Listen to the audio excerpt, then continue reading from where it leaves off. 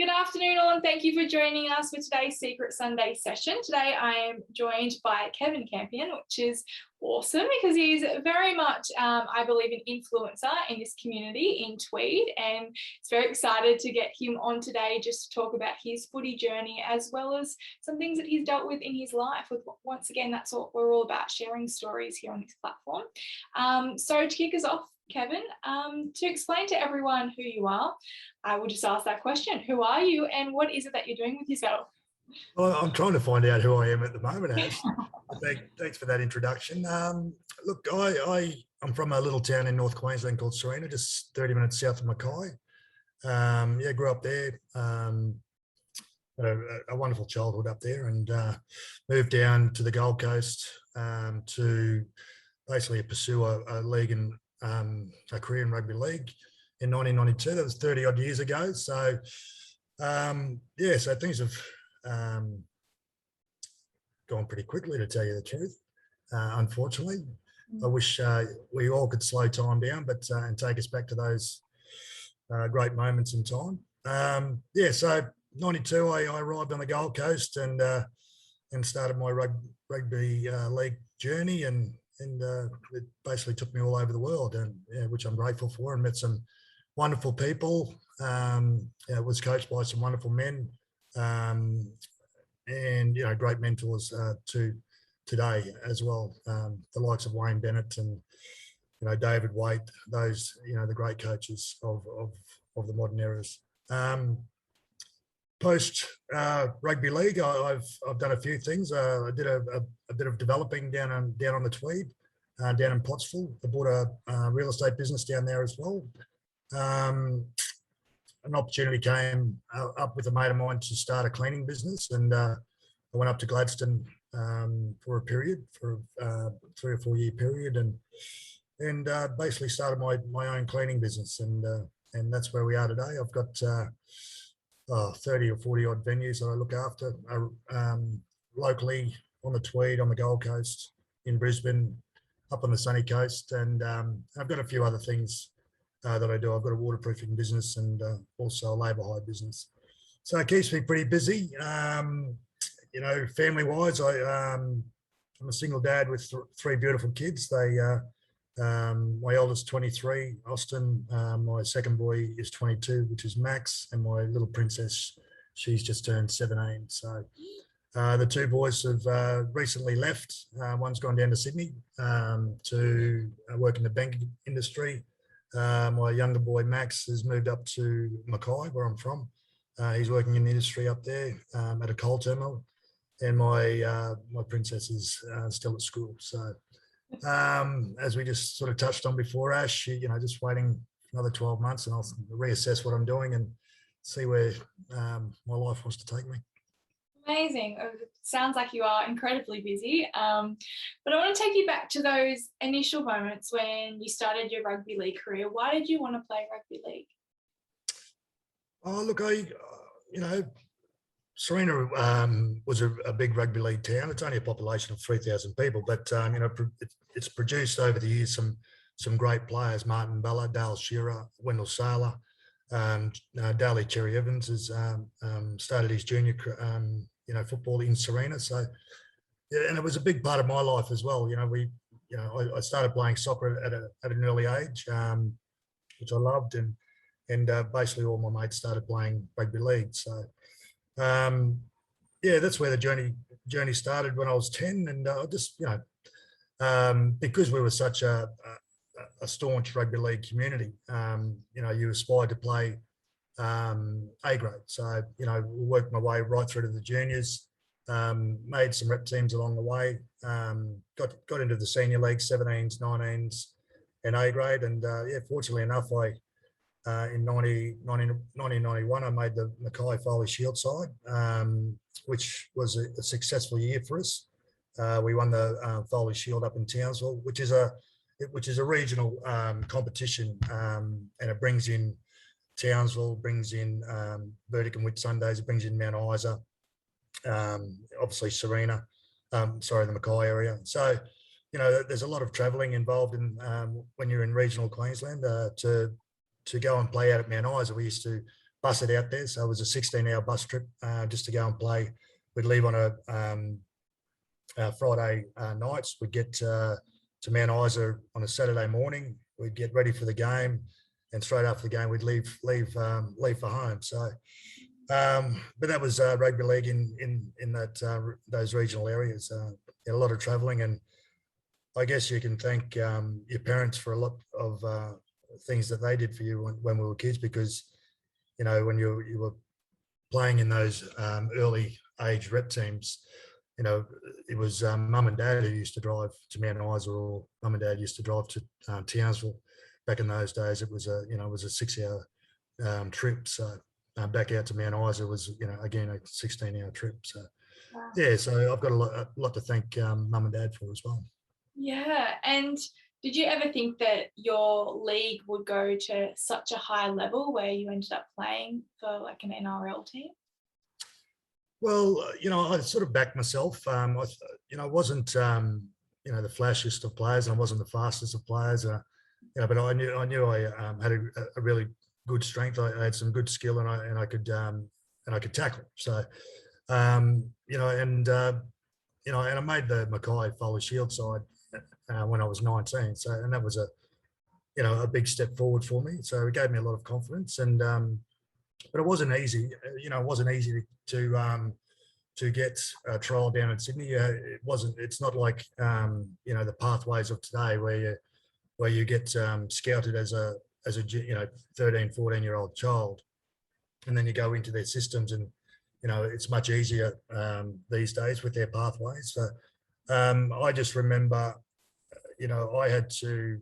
A great mate of mine, Glenn Murphy, who's from Serena, played NRL as well up at the Cowboys. We used to go down to just the local telephone booths in the middle of the park in Serena, and we'd get on the phone and ring Sydney clubs for a trial. So so we both had trials at Manly. We both had trials at West, and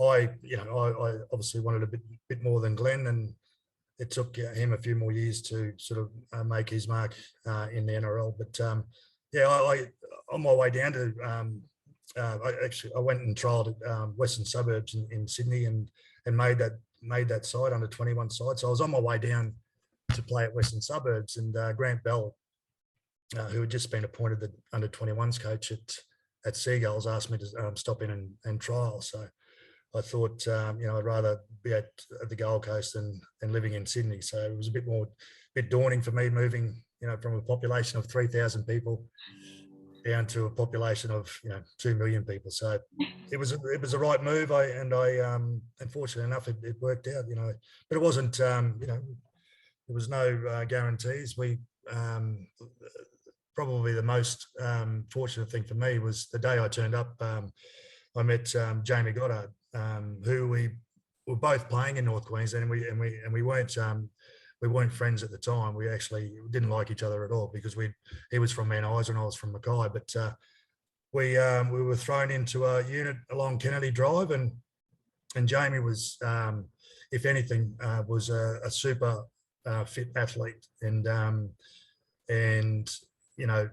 he would run to training, run home from training, and that's what I basically followed. Jamie would run to training, I'd run to training.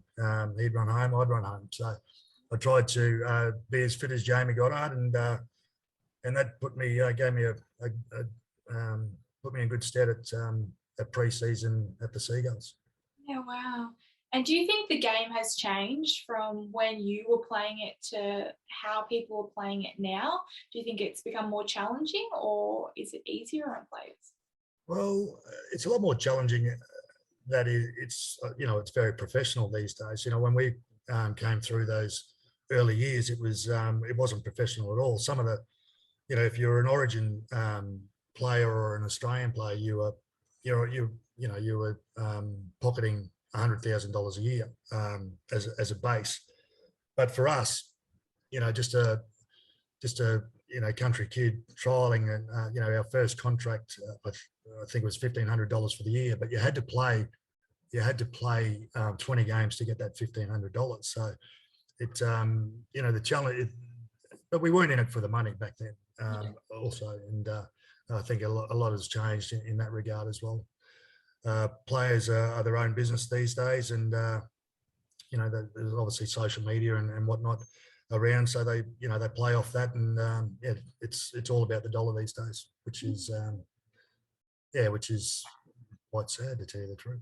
Yeah. Do you think it's then as well, because it is all about the money, there's a different sort of pressure on players to perform a certain way?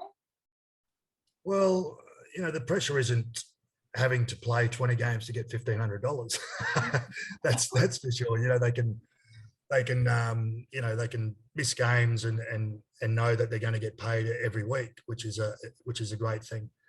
I think my first senior contract, A grade contract was a $30,000 contract, but I had to play 20 games to get it. So my first year in first grade, I played 19 run-ons, and I sat on the bench twice. I got on, but sat on the bench twice. So, and Seagulls weren't going to give me my $20,000, my $30,000, because I only played 19 games. And luckily that they come to their senses and paid me. But the pressure was, I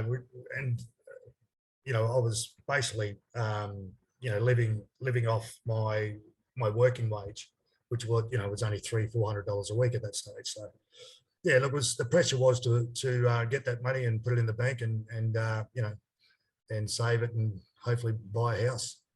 Wow, it just sounds like such different times. And I remember even talking to Pop about it when he tells me about him, having to be a bricklayer and then also having to be a chef while he was still playing football. And now that's a totally different environment, because the rugby league players now devote everything to the game. It's just that's so true. You look at your granddad Orb, who was a great man. He played in an era where it was just brutal.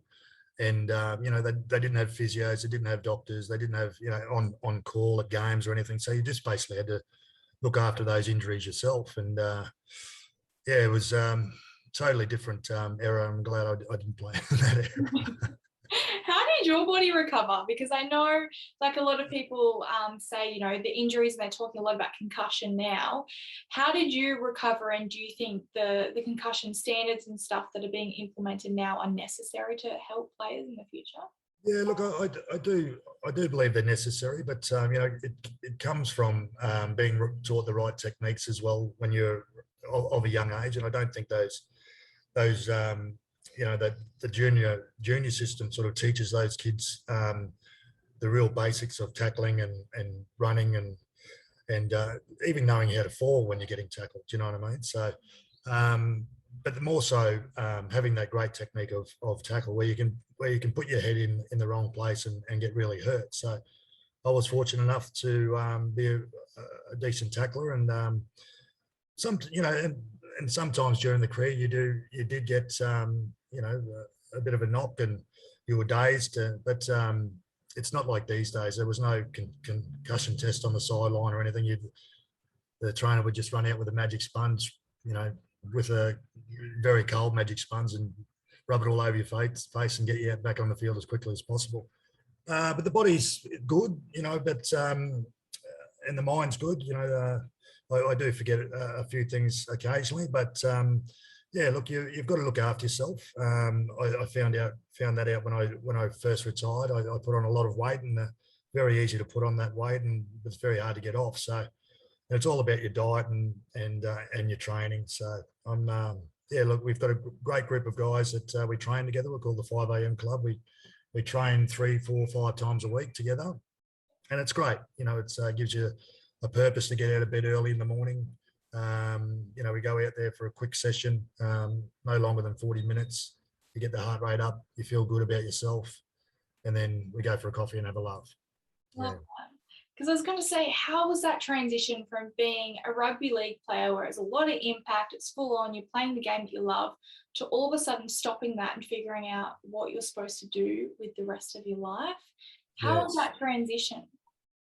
Yeah, it was difficult. I think it's difficult for every player, no matter what era you've been in.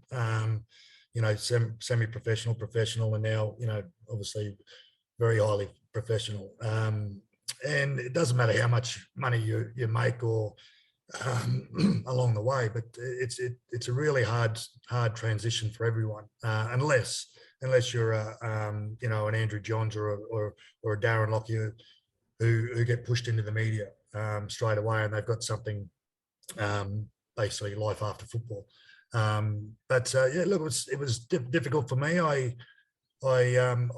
I was fortunate enough to get a role at the Warriors when I retired. So I went over there and coached for a year. And the head coach was Tony Kemp at that time, and Ivan Cleary was an assistant as well. Look, it put me straight back into that that world of rugby league, but it's an insular world, and it's a different world, and I really didn't enjoy it. I was probably too young and too close to some of the players there who I'd played with, the likes of Owen Guttenbeil and Monty Beetham, Stacey Jones. So I was sort of thrust into a position where I had a bit of authority, and I didn't handle it well, and I was coaching mates more than anything. So I decided to leave after a year and go and join the business that I'd started when I was up in Townsville in my last year of footy. Wow. Did you feel a sense of, I guess, a loss of identity because rugby league was your whole life, and then for that just to stop suddenly? Did you feel like you lost yourself a little bit? Yeah, I think the worst thing I had thoughts that, I didn't want to be associated with the game anymore. And that was probably the worst thing I could have been thinking, because the game gave me so much, and I enjoyed coaching, and it's something that I miss. I'm luckily back involved with the Warriors at the moment, which has been fantastic. So it was really tough. Life after, it was a struggle. We started our development business in 2005.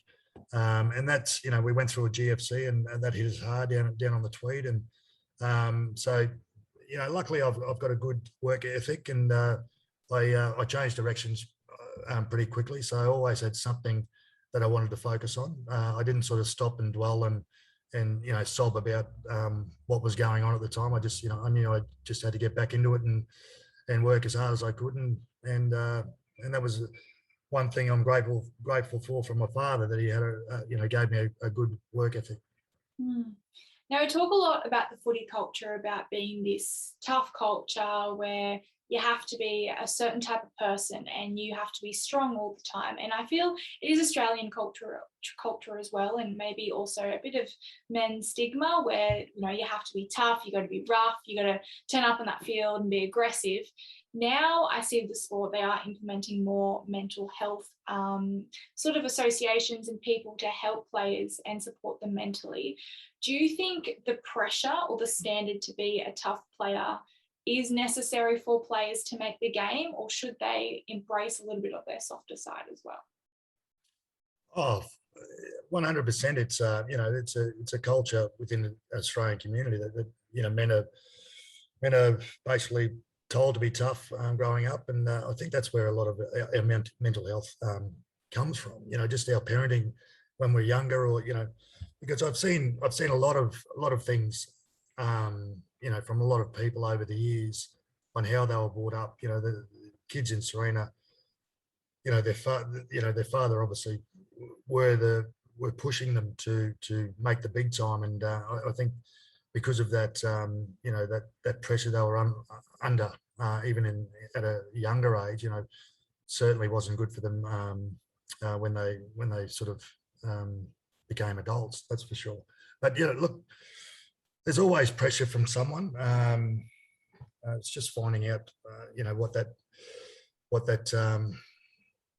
where that pain is coming from, especially from those young kids that you see coming through the systems today. Yeah. Do you remember back when you were playing, did men talk openly about how they were feeling or about the home life and their emotions? Was that a regular sort of bench room sort of conversation? No, it wasn't, which is, it's, I think, the times have obviously changed, but there was nothing like that. Because, you were coached by hardened, old hardened men as well, who came from a different era again. Like I know Orb was one of our football managers at Seagulls, and I just remember looking up to Orb and thinking, how he just had leather skin. That's what, and he looked hard. So It's all the you just baby. wanted. You had, we had coaches like John Harvey, we had Wally Lewis there. So these were men who obviously represented their country and, hardened in their own right. So, there was no discussions about mental health or anything like that, which is unfortunate because, I can't imagine how many guys are struggling around that time, dealing with, their own demons from their own childhoods. Mm. Do you think it's hard then to change the mentality of your era then when they start seeing more men opening up about their feelings, to not see that as weak or see that as vulnerable? I think now that there's a mental health movement obviously within the league and within sport in general, and there's so many support lines for players these days. Everyone has their own, most teams have their own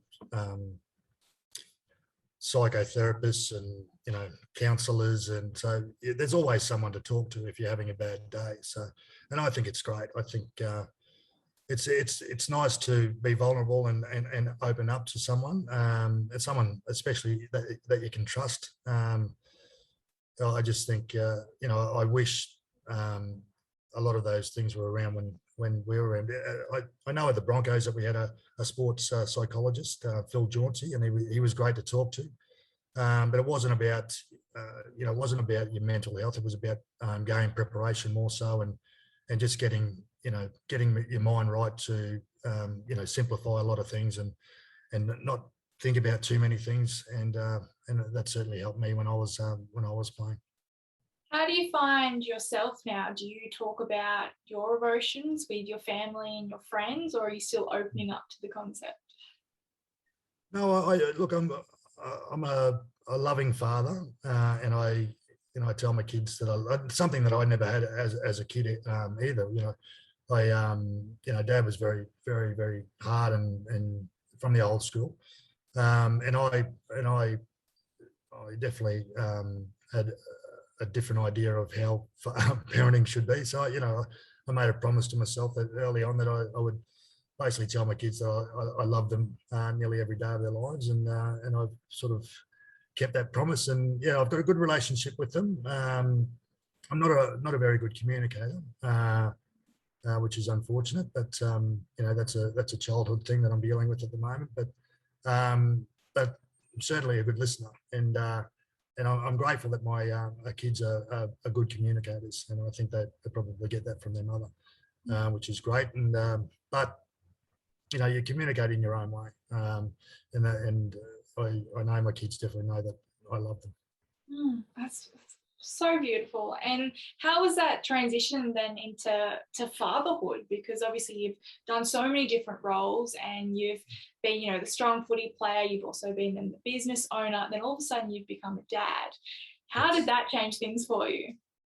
Oh, look, I just remember those early years. My two boys, they were born, they were only 16 months apart, so they weren't very good sleepers, and I really struggled with time management at that time. I was up at 1 o'clock nearly every morning, and 2 o'clock, and 3 o'clock, and 4 o'clock. And I remember when I was at the Broncos, this is when I had the children in '98, my firstborn. I would go to training at 7 o'clock in the morning. Training wasn't until 9, but I'd get in there early so I could have a nap before training. And I went and saw Wayne one day about talking about the sleep deprivation, and he basically rolled his eyes. And everyone knows that Wayne has got 2 kids with disabilities, and Justin, his eldest boy, who regularly has seizures, he just said, Justin, Campo, he goes, Justin comes into bed with us, me and my wife, every night, and he's done that for the last 20 years. So don't talk to me about sleep deprivation. So it put a lot of things into perspective for me, and I just got on with it. Yeah, I feel sometimes you have to, and when people do put things into perspective, it kind of changes your mindset, definitely. But how was working with Wayne? Because I always talk to him as like the godfather of rugby league. But from your perspective, how was his coaching technique, and how was that experience working alongside him and under him? Oh, look, his coaching was very simple. Like, it was a very simple game plan, but you knew you had to do play his plan at your peak performance all the time. So, but we had some wonderful players in that side in 98 and 2000. So, the likes of Alan Langer, Kevin Walters, Stephen Oof, Gordon Tellis, Darren Lockyer. So he had some wonderful players. So Wayne, you don't coach those players. You just let them go and play their own game, and you just give them simple tasks and a simple game plan. And if your forwards work hard and do the job for Alf and Kevy, the rest should take care of itself. So, for me, Wayne was just a great man manager, but he wasn't like a very structural or technical coach like a David Waite, who was totally different, who I had at St. George. So but his man management skills, he knew, like, he could tell you, pull you aside at training and ask, because he could tell you that you're off, whether it be just before the game or just even at training. So he'd pull you aside and just say, mate, what's going on at home, or can I help you out with anything or anything like that. So, and it was really special, and I never had that before I got to the Broncos, from a coaching point of view. So it was really special to have, knowing that someone that genuinely cared about you, not because you're a footballer, but just because you're just a everyday person. Part of a team. That's phenomenal. And looking back at your career, what do you think was the highlight? Oh, look, I do remember, firstly, my debut at Seagulls was wonderful. Just getting asked, getting presented with my debut by Wally Lewis, who was, obviously one of the greatest players of all time, and every kid in Queensland wanted to just be like Wally Lewis. So that was special. My first Queensland jersey was in '97, playing for Adelaide. I made the Queensland Super League side, being coached under Wayne again. That was the first time I sort of got associated with Wayne. And I bet that's the special things are the premierships. I played in '96 with St. George and lost, but had the opportunity to play in '98 and 2001, and then again in 2002 and with the Warriors, and lost. So yeah, they're all special, but there's nothing like winning a grand final, that's for sure. Yeah, something like watching it as well. Yeah, it's a different feeling, and I feel rugby league, it's such, I know a lot of people don't say this, but it is such a cultural game associated with Australia, and so many people love it and get behind it. Why do you think so many Australians really resonate with rugby league and just fall in love with the game? I think it's, it's a blue collar game, and it's from the working class communities, whether it be in Sydney, the western suburbs. I just remember those old games between Wests and Manly, the Silvertails, and they were brutal. I remember, watching old footage of grand finals, Souths and Balmain, but throughout regional Queensland, that's where it's, that's the heart and soul of rugby league, whether you like it or not, and similar, but not, I don't think as big in regional New South Wales. So, so passionate about it in Queensland, and I think the state of origin has a lot to do with that. From the first game in 1980 when we won, it sort of just put rugby league on the map, especially in Queensland, regional Queensland, because watching that game, you only had two channels in Mackay. You had the ABC and Channel 6, and sitting up late at night watching that first game was just unbelievable, and I think it changed changed everything about rugby league in regional Queensland. So you're definitely a Queensland supporter. Ash, come on. Look at me, I've even got my Blues strap on the back.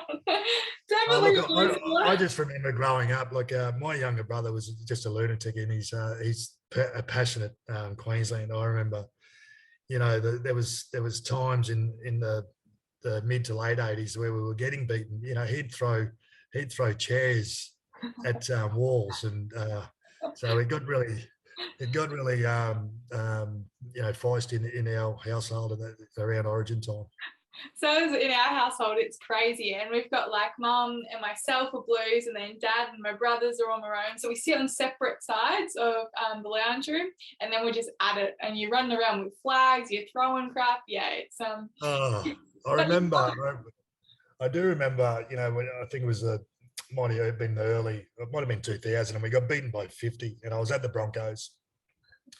And it was we were so depressed when the boys came back from Origin camp, and I just remember Brad Thorne. That's when they threw the hand grenade. I think they all lined up, and someone popped the pin and threw the hand grenade at them, and they all stumbled over. And you could just see the embarrassment in the players that came back from camp, and they were just distraught and wounded and embarrassed more than anything. That they'd been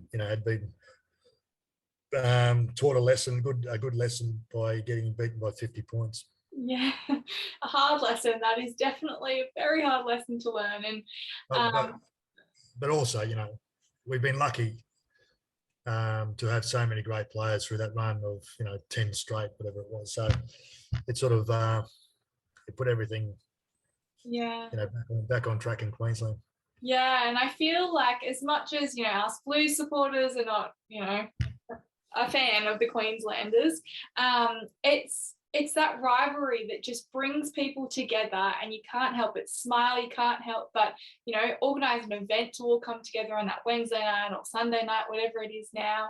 And it's that culture that brings people together and makes you feel good and makes you feel like you have something in common. And I feel that as much as people, cannot like rugby league, you can't take that away, and that feeling and that passion towards something, that it just brings people together and makes you feel part of something special. Yeah, and the great thing about it is, there's a lot of respect from both the supporters and the players. Whether you're Queensland or New South Wales, but it's a great thing going up to Suncorp and going into into the Paddo Tavern or the and just see the support that both supporters have for their teams, but they all get on, and it's a really great fun atmosphere. You hardly see any guys out of line anymore, and you hardly see any fights in the crowd or anything like that, which is fantastic. I know it's a bit different from the old Lane Park where you had the hill and you could throw beers over the fence at the players, but it's good to see. It's a great rivalry, and it's a good respect between supporters and the players. Yeah, amazing. Now, lastly, I just want to ask, was there any sort of advice or tips that you would offer to upcoming players that may be trying to find their way in the rugby league industry and not know, what to do, or not know if they're going to make it? What sort of advice would you offer to them that want to really make it in the industry? Well, you've got to have a really strong belief in yourself, first and foremost. I think it's and that comes within, and what drives you to where you want to be, and and how hard, how much you want to get there, and the sacrifices you want to make to get there. So, I've seen so many players over the years, so many great skillful players that that just didn't want to sacrifice anything to get to that top. So look, believe in yourself. I think, especially for the young kids, don't give up, and just do the little things right.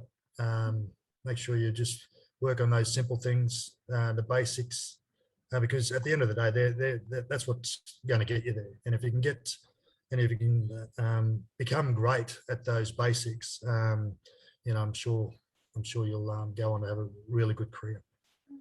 And are you proud of the position you're in now, learning all that you have and going through your entire career? Are you happy with the journey that you've made? Yeah, look, it's great to be back involved with rugby league with the Warriors.